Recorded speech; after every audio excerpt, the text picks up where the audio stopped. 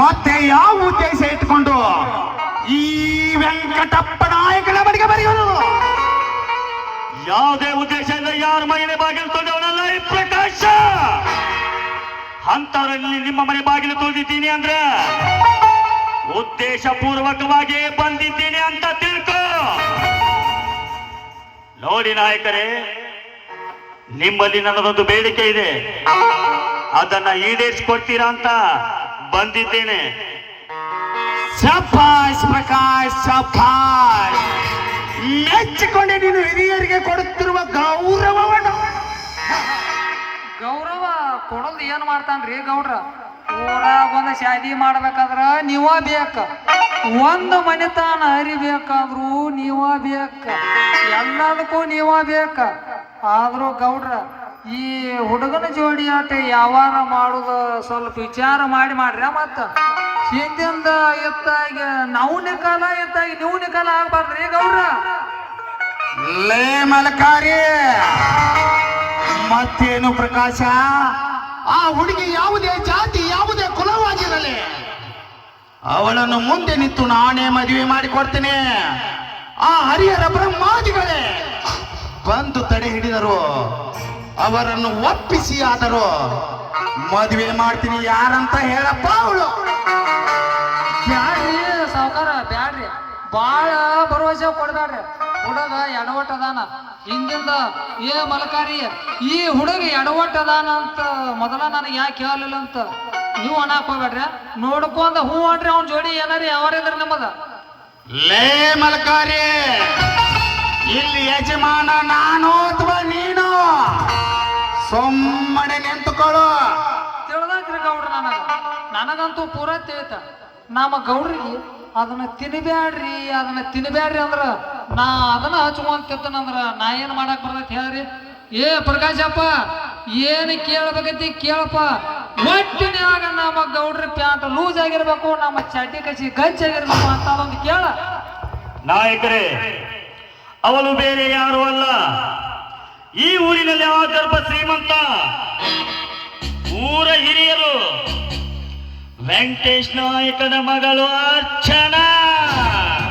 ಏನೆಂದು ಬದಲೇ ಪಡಬಿಸಾರಿ. ನಮ್ಮ ಗೌಡ್ರಿಗೆ ಆಗಲೇ ಒಂದು ಕೈಯಾಗ ₹1 ಕಡ್ಡಿ ಕೊಡ್ಬ್ಯಾಡ್ರಿ ಗೌಡ್ರ, ಅವಂಗ ಮಾತು ಕೊಡ್ಬ್ಯಾಡ್ರ ಅಂತ. ಈಗ ಇಟ್ಟು ನೋಡ್ರಿ ಮೂರನೇ ಗುಣಿ, ಈಗ ನಾವು ಪಟಾಕಸಿ ಡಮ್ಮ, ನಾವು ಡಮ್ಮ ಆದ್ವಿ. ಯಾಕೆ ನಾಯಕರೇ, ನಿಮ್ಮ ಮಗಳ ಹೆಸರು ಕೇಳಿದ ತಕ್ಷಣ ಉಸಿರಿ ನಿಂತಿರ್ಬೇಕಲ್ಲ? ಇಷ್ಟೊತ್ತು ನೀವು ಹೇಳಿದ್ರಲ್ಲ, ಅವಳು ಯಾರೇ ಆಗಿರ್ಲಿ, ಯಾವ ಜಾತಿ ಯಾವ ಕುಲನೇ ಆಗಿರ್ಲಿ, ನಾನೇ ಮುಂದೆ ನಿಂತು ಮದುವೆ ಮಾತ್ರದ ಹೋಲಿ ತರ ಗರ್ಜಿಸಿದ್ರಲ್ಲ. ಈಗೇನು ನಿಮ್ಮ ಮಗಳು ಅಂದಾಕ್ಷಣ ಒಳಗಡೆ ಮೆಣಸಿನಕಾಯಿ ಇಟ್ಕೊಂಡಂಗಾಗಿರ್ಬೇಕಲ್ಲ? ನಾಯಕರೇ, ಪ್ರೀತಿಸುವ ಪ್ರೇಮಿಗಳನ್ನು ಒಂದು ಮಾಡಲು ಹೇಗೆ ಹಾತರಿಸ್ತಿರೋ ಅದೇ ರೀತಿ ಇವರನ್ನು ಕೂಡ ನೀವೇ ಮುಂದೆ ನಿಂತು ಮದುವೆ ಮಾಡಿಕೊಡಬೇಕು. ಒಂದು ವೇಳೆ ಮದುವೆ ಮಾಡಿಕೊಡದಿದ್ದರೆ ಇದೇ ಊರಲ್ಲಿ ನಡೆಯುವುದು ರಣರಂಗದಲ್ಲಿ ರಕ್ತದ ಕೊಲೆ.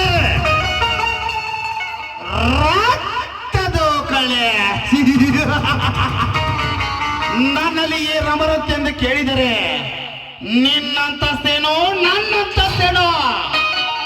ನೀನೊಂದು ಕಪ್ಪನೆ ಕಗ್ಗತ್ತಲು. ಹೊಂಬೆಳಕಿನಲ್ಲಿ ಬೆಳಗುವವರು ನಾವು. ಹೊಂಬೆಳಕಿನ ಸಂಘ ಮಾಡಲು ಹೋಗಿ ಮಿಂಚು ಹುಳ ಒಂದು ಸತ್ತು ಹೋದಂತೆ ನನ್ನ ಕೈಯಲ್ಲಿ ನೀನು ಸತ್ತು ಹೋಗಬೇಡ. ಸುಮ್ಮನೆ ನನ್ನ ಬೆತ್ತು ನೆತ್ತಿಗೆ ಇರುವವರಿಗೆ ಇಲ್ಲಿಂದ ಹೊರಟು ಹೋಗೋ. ಇರದಿದ್ರ ಸಿಗದ ತೋರ್ನ ಕಟ್ಟಿ ಬಿಡ್ತಿಲ್ಲ ಮಗನ. ನಿನ್ನ ಕಡೆಯಿಂದ ತೋರ್ನ ಕಟ್ಟಿಸಬೇಕು. ನಿನ್ನ ಮಾವಿನ ಮರಳು ಎದೆಯಾದರೆ ಓಲೆ ಈ ಪ್ರಕಾಶ ಗಿರದ ಕೆಲಸವನ್ನು ಒಂದು ಹಂತಕ್ಕೆ ಮುಟ್ಟವರೆಗೂ ಬೆಟ್ಟವರು ಅಲ್ಲ, ಬಿಡೋದು ಇಲ್ಲ. ಇವತ್ತು ಏಳರಲ್ಲಿ ಒಂದು ತೀರ್ಮಾನ ಆಗಲೇಬೇಕು. ನೀನಾಗೆ ಮದುವೆಗೆ ಒಪ್ಪಿ ನಿನ್ನ ಮಗಳನ್ನು ನನ್ನ ತಮ್ಮನಿಗೆ ಮದುವೆ ಮಾಡಿದ್ದಾರೆ ಎಂದು ಕೊಡಬೇಕು. ಇಲ್ಲ, ನಿನ್ನ ಮಗಳು ನಿನ್ನನ್ನು ತೊರೆದು ತನ್ನ ಪ್ರಿಯಕರನನ್ನ ಸೇರಿಕೊಳ್ಳಬೇಕು. ಏನು ಕಪ್ಪ ಕಪ್ಪನೆಯ ಕಗ್ಗತ್ತಲು. ಏನಾಯ್ಕ ಆ ನಿನ್ನ ಕಪ್ಪನೆಯ ಕಗ್ಗತ್ತಲಿಗೆ ಬೆಳಕು ಬರುವಂತೆ ಮಾಡಿದ್ದು ಈ ಕಪ್ಪು ಕಗ್ಗತ್ತಲು ಎಂಬುದು ನಿನಗೆ ನೆನಪಿಲ್ಲ ಅಂತ ಕಾಣುತ್ತೆ.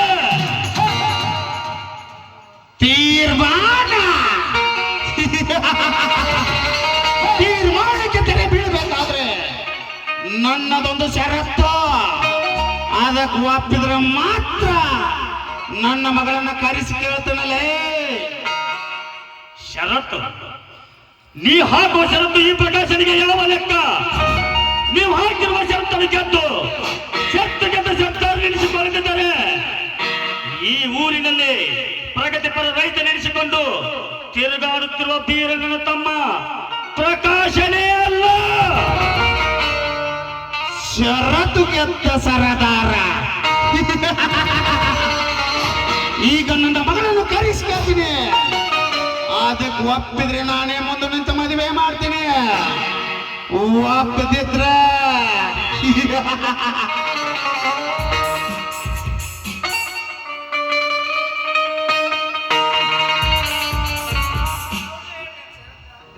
ಗೌಡ್ರ ಮೊದಲು ಯಾರ್ಯಾರು ಈ ಷರತ್ತಂತ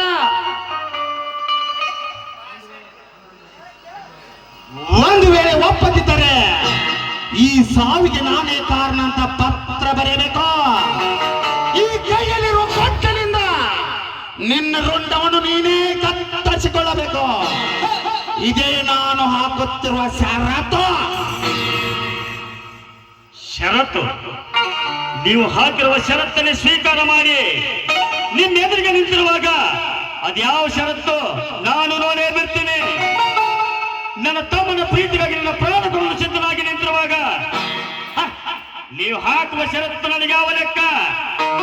ನೀವು ಹಾಕಿರುವ ಷರತ್ತನ್ನು ಗೆದ್ದು ಷರತ್ತು ಗೆದ್ದು ಸತ್ತವೆನಿಸಿಕೊಂಡಿದ್ದರೆ ನನ್ನ ಹೆಸರು ಪ್ರಜ್ವಲಿಸುವ ಪ್ರಕಾಶನೇ ಅಲ್ಲ.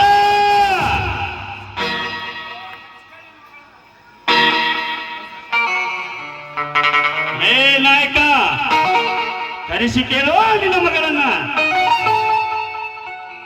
ಅರ್ಚನಾ, ಅರ್ಚನಾ, ಬಾರಮ್ಮ ಇಲ್ಲಿ.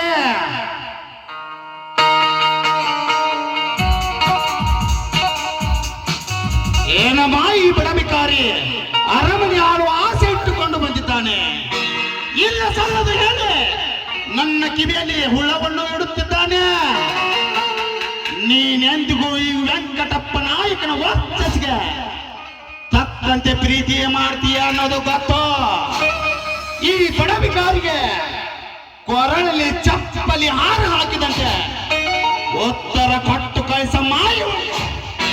ಅವ್ವಾರ ಸ್ವಲ್ಪ ಏನಾದ್ರ ಉತ್ತರ ಪರಕ್ ಕೊಟ್ರಿ ಅಂದ್ರ ಅದ ಚಪ್ಪಲಾರ ನಿಮ್ಮ ಅಪ್ಪನ ಕೊಳ್ಳಿಗೆ ಬಂದು ಬೀಳ್ತಾವ. ಅರ್ಚನಾ, ಭಯದ ನೆರಳಿನಲ್ಲಿ ಬೀಳಬೇಡ. ಸೋಲೆ ಗೆಲುವಿನ ಸೋಪಾನ. ಇಂದಲ್ಲ ನಾಳೆ ಮುಂದೊಂದು ದಿನ ಬಂದರೂ ಬರಬಹುದು. ಅರ್ಚನಾ, ನೀ ಹೇಳುವ ಒಂದು ಮಾತಿನಿಂದ ಎರಡು ಜೀವಗಳ ಅಡಿವೆ. ಇಲ್ಲಿ ನಾನು ನನ್ನ ಜೀವಕ್ಕೆಂದ್ರೆ ಈ ಮಾತನ್ನ ಹೇಳ್ತಾ ಇಲ್ಲ. ನನಗಿಂತ ನನ್ನ ಪ್ರಾಣವಾಗಿದ್ದರೂ ನನ್ನ ತಮ್ಮನ ಮೇಲೆ ನೀ ಹೇಳುವ ಮಾತಿನಿಂದ ನಂಬಿಕೆ ಹೋಗುತ್ತೆ ಅನ್ನೋ ಉದ್ದೇಶದಿಂದ ಕೇಳ್ತಾ ಇದ್ದೀನಿ. ಅರ್ಚನಾ, ನಿನ್ನನ್ನು ಕರೆಸಿ ಕೇಳುವುದು ಇಲ್ಲಿ ಅನಿವಾರ್ಯವಾಗಿ ಬಿಟ್ಟಿದೆಯಮ್ಮ. ನಿನ್ನ ಮನಸ್ಸಿನಿರುವ ಭಯವಿಟ್ಟು ಅದೇನಂತ ಹೇಳಿಬಿಡಮ್ಮ. ಇಲ್ಲಿ ಯಾರಿಗೂ ಹೆದರುವ ಪ್ರಶ್ನೆನೇ ಬರೋದಿಲ್ಲ. ಅದೇನಂತ ಹೇಳಮ್ಮ. ನೋಡಿ, ನನ್ನ ತಂದೆ ಹೇಳ್ತಾ ಇರೋ ಹಾಗೆ ನಾವು ಈ ಊರಿಗೆ ಅಗರ್ಭ ಶ್ರೀಮಂತರು ನಿಜ. ಸೊಕ್ಕಿನಿಂದ ದರ್ಪದಿಂದ ಮೆರೆಯುತ್ತಿರುವವರು ಧನಿಕರು ನಿಜ. ಸಿರಿತನದ ಲೆಕ್ಕವನ್ನು ಹಾಕದೆ ನಾನು ಪ್ರೀತಿ ಮಾಡಿದ್ದು ನಿಜ. ನಮ್ಮ ಯೋಗ್ಯತೆಗೆ ತಕ್ಕಂತೆ ನನ್ನ ಗಂಡನನ್ನು ಹುಡುಕಿಕೊಳ್ಬೇಕು ಅನ್ನೋದು ನಿಜ. ಆದ್ರೆ ಅದವನ್ನೆಲ್ಲ ಲೆಕ್ಕ ಹಾಕದೆ ನಾನು ಸುರೇಶನನ್ನು ಪ್ರೀತಿ ಮಾಡ್ತಾ ಇರೋದು ನಿಜ. ಸುರೇಶ ನನ್ನ ಶ್ರೀಮಂತಿಕೆಯನ್ನು ಮೆರೆಸಿದ್ದಾನೆ. ಹೃದಯದ ಶ್ರೀಮಂತಿಕೆಯನ್ನು ಕಣ್ಣು ತೆರೆದು ನೋಡುವಂತೆ ಮಾಡಿದ್ದಾನೆ. ಅಂದ ಮೇಲೆ ಸುರೇಶನನ್ನು ಮರೆಯೋದಕ್ಕೆ ನನ್ನ ಕೈಯಿಂದ ಸಾಧ್ಯವಿಲ್ಲ. ಈ ಜೀವನದಲ್ಲಿ ಮದುವೆ ಅಂತ ಆದ್ರೆ ಸುರೇಶನನ್ನೇ. ನೋಡಿ, ಇದೇ ನನ್ನ ಕೊನೆಯ ಮಾತು, ಮೊದಲ ಮಾತು.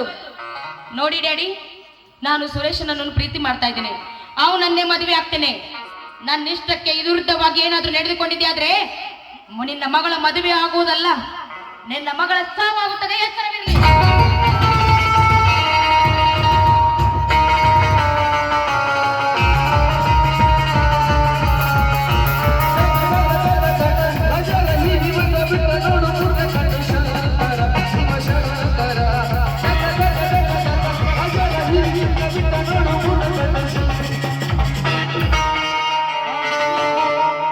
ಅಬ್ಬೋ ಅವನ ಅಪ್ಪನ ನಾವ ಏನ್ ಮಾಡಕ್ ಹೋದಿವ್ರಿ ಗೌಡ್ರಿ, ಇದೇನಾತು?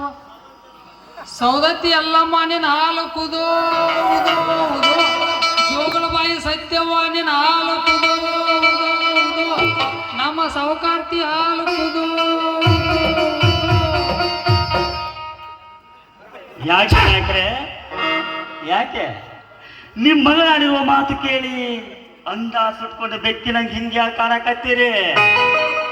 ಇದರಿಂದ ಹೇಗೆ ತಪ್ಪಿಸ್ಕೋಬೇಕು ಅಂತ ಬಲೆ ಎಣಿತಿದ್ದೀರಾ ಅಥವಾ ವಿಚಾರ ಮಾಡ್ತಾ ಇದ್ದೀರಾ? ಅಂತ ವಿಚಾರ ನಿಮ್ ತಲೆಯಲ್ಲಿ ಏನಾದ್ರು ಬಂದಿದ್ರೆ ಮೊದಲು ಅದನ್ನ ತೆಗೆದು ಹಾಕ್ಬಿಡಿ. ಈ ಒಳದ ಹುಟ್ಟಿನಿಂದಾಗಲೇ ಕತ್ತಿಸಿಕೊಂಡಿದ್ದರೆ ನನಗೆ ಈ ಸ್ಥಿತಿ ಬರುತ್ತಿರಲಿಲ್ಲ. ಈ ಊರಿನಲ್ಲಿ ನನ್ನ ಮಾನ ಮರ್ಯಾದೆನೆ ಎಲ್ಲವನ್ನು ಹಾಳು ಮಾಡ್ತಿದ್ದಾಳೆ ನನ್ನ ಮಗಳು.